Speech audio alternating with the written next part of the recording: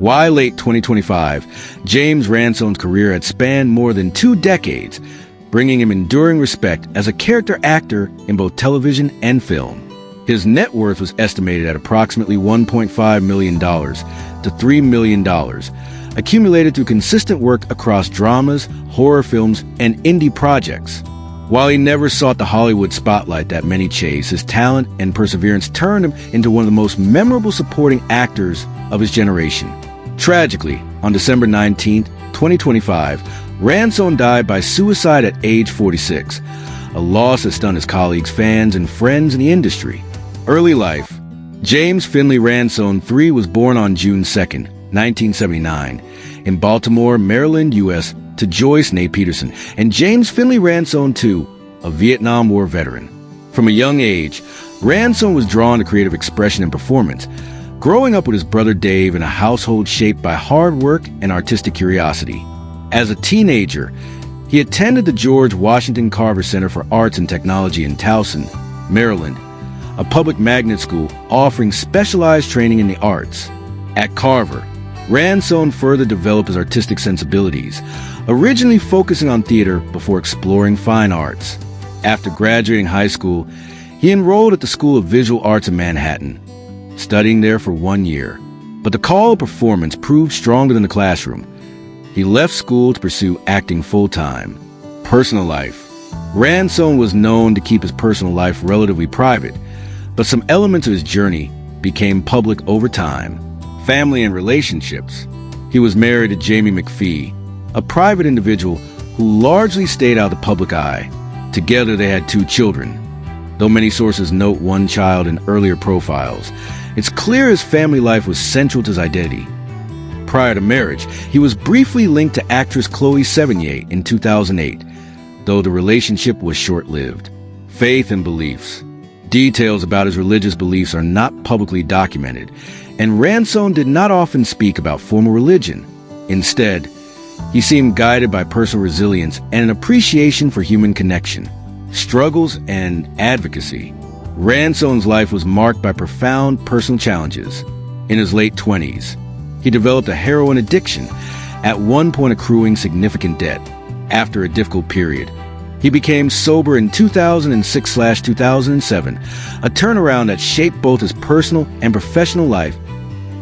In May 2021, Ransone publicly disclosed that he had been sexually abused as a child by a former tutor in 1992. The public revelation was a powerful moment in his life, drawing attention to issues of trauma and survival. Though authorities declined to pursue criminal charges after an investigation, he was seen in the industry as an advocate for mental health awareness and candid about how past experiences shaped him. Professional career. James Ransone's career was defined by diversity, gravity, and the ability to bring complex, vivid characters to life. Early breakthrough. His first major screen appearance came in the 2002 drama Ken Park, a controversial film by Larry Clark that helped usher him into the world of film acting. Television fame. The Wire. Ransone's breakthrough role came shortly thereafter when he portrayed Ziggy Sobotka in Season 2 of HBO's The Wire, 2003. The performance captured audiences with its raw vulnerability and chaotic energy, making Ziggy one of the show's most unforgettable characters. Expanding into television and film. Over the following years, Ransone built a powerful body of work. In 2006 as Inside Man, he played a bank robber in Spike Lee's acclaimed thriller. He starred in the HBO miniseries Generation Kill, 2008, as Corporal Josh Ray Person, further showcasing his range. Recurring roles followed on acclaimed HBO shows including Treem, How to Make in America, and Bosch. Horror and genre success. Ransone became known to horror fans for his work in Sinister, 2012, and Sinister 2, 2015, where he played a deputy and later reprised the role as a lead IT Chapter 2, 2019, portraying the adult version of Eddie Kaspbrak in the Stephen King adaptation, a role that brought fresh attention to his work. The Black Phone, 2021, and its sequel in 2025, in which he played the character Max, adding to his horror genre legacy. Independent and other work. Ransone also appeared in indie films like Tangerine, 2015, and theatrical projects that demonstrate his artistic versatility. House tour and car collection. While Ransone's professional life was public, his material lifestyle was not widely documented.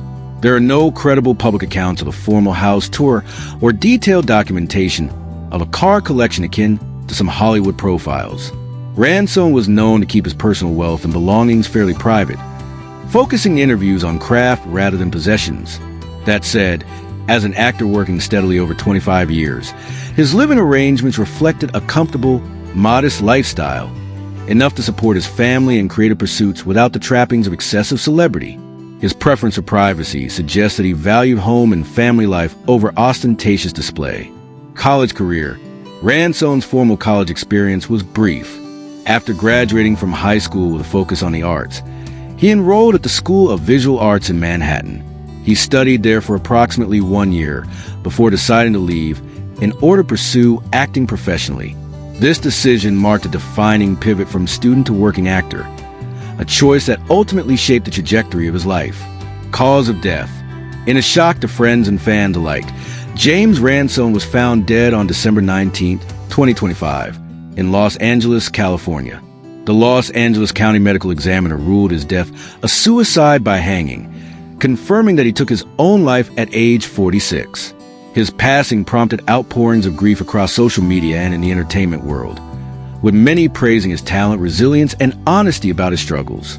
Tributes also highlighted how his performances touched audiences across genres, from gritty realism in The Wire to horror icons like Sinister. Legacy. James Ransone's story is one of brilliant artistry intertwined with human struggle. Whether portraying a troubled dock worker, a Marine in combat, or a frightened father facing eldritch horrors, he brought depth, nuance, and intensity to every role. His willingness to speak candidly about trauma, recovery, and mental health added a poignant layer to his legacy, helping others feel less alone. Though his life ended too soon, the characters he embodied and the stories he helped tell continue to resonate with audiences around the world.